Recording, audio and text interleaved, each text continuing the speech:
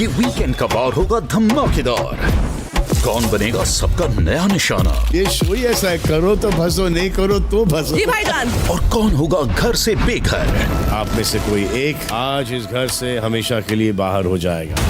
Eviction eviction eviction. तो हाँ guys, मैं फिर से आ चुका हूँ एक बार पूरे वीकेंड के वार का सार लेके, पूरे वीकेंड के वार का रिव्यू लेके, जैसे कि हर हफ्ते आता हूँ। तो इस हफ्ते इस वीकेंड के बारे में क्या क्या हो, सारी चीज़ें मैं आपको वीडियो में आगे बताऊंगा। और आपको यह भी बताऊंगा कि कौन हुआ इस हफ्ते evicted from the big boss house, और वो यूनिक कैसा एक यूनिक सा तरीका था इविक्शन करने का, कैसे इस बारी का नाम अनाउंस हुआ वो भी बहुत बढ़िया था, उसके बारे में भी मैं बताऊंगा। तो सबसे पहले शुरुआत करते हैं फ्राइडे से गाइस। जैसे फ्राइडे होता है वहाँ वीकेंड का वार की शुरुआत होती है मालती से। मालती को रेड एंड ग्रीन फ्लैग देने की बात चलती है, जहाँ से 8 घर वाले मालती को रेड फ्लैग देते हुए बोलते हैं कि भाई उसको गेम में बहुत ही सुधार है, उसका गेम बिल्कुल समझ नहीं आ रहा है। और जहाँ 6 लोग ग्रीन फ्लैग देके बताते हैं कि भाई हमारे तरफ तो ये पॉजिटिव है, हम लोग के यहाँ शहबाज अमाल लोग भी बोल नहीं, अमाल एक्चुअली रेड फ्लैग देता है मालती को, उससे मालती थोड़ा गुस्सा भी हो जाती है। लेकिन शहबाज बोलती है कि भाई ये मेरी टीम की है तो ऑब्वियसली बात है मैं उसको ग्रीन फ्लैग ही दूंगा, और ग्रीन फ्लैग दे देता है। उसके बाद आ जाती है तान्या पे गाइस। एक्चुअली फ्राइडे वाला पूरा एपिसोड तान्या के ऊपर ही था भाई। तान्या को जो सुनाया गया हुआ है और उसको जो रियलिटी चेक दिया गया, उसके सिंपैथी कार्ड के बारे में जो सलमान खान ने जो बोला हुआ है ना, उसको साफ साफ ही बोल दिया कि ये जो आप रोना धोना लगाते हो या बार बार धमकियां देते रहते हो कि मैं चुप रहूंगी मैं चुप रहेंगी, इससे सिर्फ और सिर्फ आप ही का नुकसान होने वाला है। और रही बात बाहर दिखने की, तो बाहर हम वही दिखाते जो आप अंदर करते हो, हम कुछ अलग सा नहीं दिखा रहे कि बाहर बहुत ही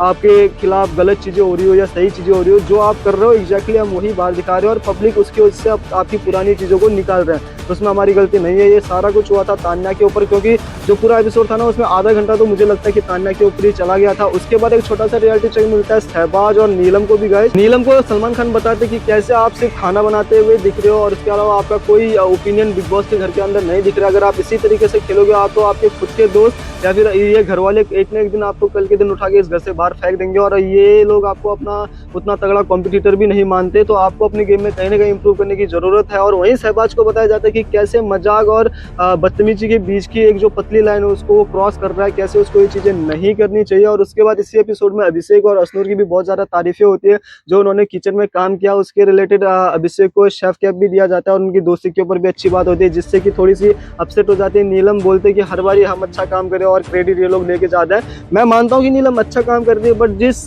जोन में रह के वो कर रही है ना वहाँ वो दब जा रही है। लोग खुद उठ जाते हैं और वो अंदर की तरफ दब जाते हैं और वो दिख नहीं पाती, ये चीज़ वो समझ नहीं पा रही है। शायद अगर वो बाहर निकलेगी, वीडियोस वगैरह देखेगी, एपिसोड्स वगैरह देखेगी, तो फिर आगे उसको समझ में आएगा। नीलम के बारे में आपका क्या कहना है प्लीज़ मेरे को नीचे कमेंट में लिख के बताइएगा। उसके बाद आ जाती है दूसरे दिन की बात। तो दूसरे दिन की शुरुआत होती है गाइस एक टास्क है, जहाँ से सलमान खान बताता है कि भाई आपको बताना कि इस घर में दोस्ती में चमचा कौन नजर आ रहा है। जैसे कि कुछ जोड़ियां हैं शहबाज अमाल, तान्या नीलम, अभिषेक अशनूर, गौरव मृदुल। तो इन इस दोस्ती में आपको सबसे बड़ा चमचा कौन नजर आता है, उसके ऊपर आपको यहाँ से कूड़ा निकाल के डालना है। तो टास्क शुरू होता है जहाँ के सारे लोग करते हैं, उसमें भी सबसे ज्यादा नाम नीलम का ही आता है। सब लोग घर वाले कहते हैं कि भाई इस जो फ्रेंडशिप में मुझे नीलम ज्यादा चमची नजर आती है, क्योंकि तान्या नीलम के बहाने अपनी बातें रख देती है, अपने ओपिनियन रख जाती है, पर नीलम इतनी सीधी है कि खुद के अंदर ही एक घिर के रह जाती है, अपनी बातें अच्छे से बोल नहीं पाती है। और कुछ लोग मृदुल का नाम भी लेते हैं कि भाई मृदुल और गौरव की दोस्ती में हमें ऐसा लगता है कि मृदुल थोड़ा चमचा बन रहा है, खुद को नहीं दिखा पा रहा है, खुद के ओपिनियन सामने नहीं रख पा रहा है, जीके की गेम ज्यादा खेल रहा है। पर ऑनेस्टली अगर मेरे को पूछते तो मेरे को तो सबसे बड़ा चमचा शहबाज लगता है गाइस। आप लोगों का क्या कहना है इस बात में? क्योंकि शहबाज ना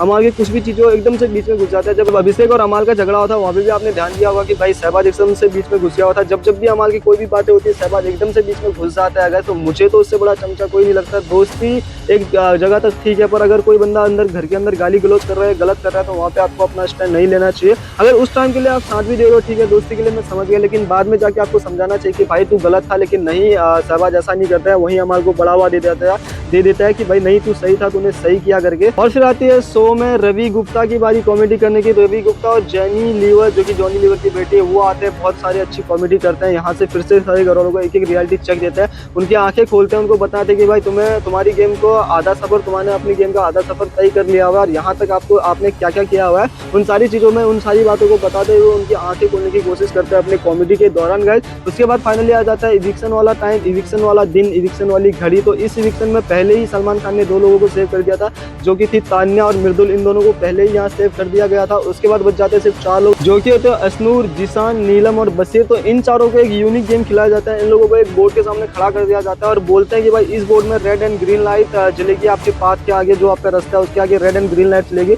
जिसके पाथ के आगे ग्रीन लाइट जलती रहेगी वो आगे आगे जाएगा और इस नॉमिनेशन टास्क से बाहर हो जाएगा, यानी वो सेफ हो जाएगा। और जिसके आगे रेड लाइट जल जाता है वो इस घर से आज बेघर हो जाएगा। तो इस टाइप का कुछ यूनिक एक इविक्शन इस बार कर रखा था बिग बॉस वाले ने। उसके बाद गेम चालू होता है, पाथों में लाइट आना स्टार्ट होता है। तो सबसे पहले बसीर इस गेम से बाहर हो जाते हैं और वो ऑब्वियस सी बात है इविक्शन होने से सेफ हो जाते हैं। उसके बाद नीलम सेफ हो जाते हैं, फिर बचते हैं लास्ट में सिर्फ और सिर्फ असनूर और जिसान। गाइस दोनों की धड़कनें बहुत ही ज़्यादा बढ़ गई हुई थी और घर वाले भी सोचते थे कि अब कौन होगा, अब कौन होगा। और मुझे तो बहुत पहले से लग रहा था कि भाई जिसान ही होने वाला। और जब इन दोनों को पूछा गया कि हाँ भाई तुम्हें क्या लग रहा है कौन बाहर होगा, तो जिसान भी सीधा कह जाता है भाई कि असनूर ही सेफ होगी। मुझे बहुत ही हार्ड गट्स आ रहे हैं और असनूर कहती है भाई मैं तो बाहर नहीं होना चाहती, ऑब्वियसली बात मैं तो सेफ ही होना चाहती हूँ। उसके बाद जब ये गेम शुरू हो जाता है फिर ब्लिंक्स करते हैं red red green red green red green red green और लास्ट में फाइनली असनूर के आगे ग्रीन लाइट जल जाती है और रेड लाइट जल जाती है जिसान कादरी के अंदर और जिसान कादरी हो जाते हैं इस गेम से फाइनली बाहर। तो हाँ गाइस इस हफ्ते का जो हमारा इविक्टेड मेंबर था वो है जिसान कादरी, जो कि हो गया हुआ है इस गेम से बाहर एक यूनिक नॉमिनेशन के जरिए।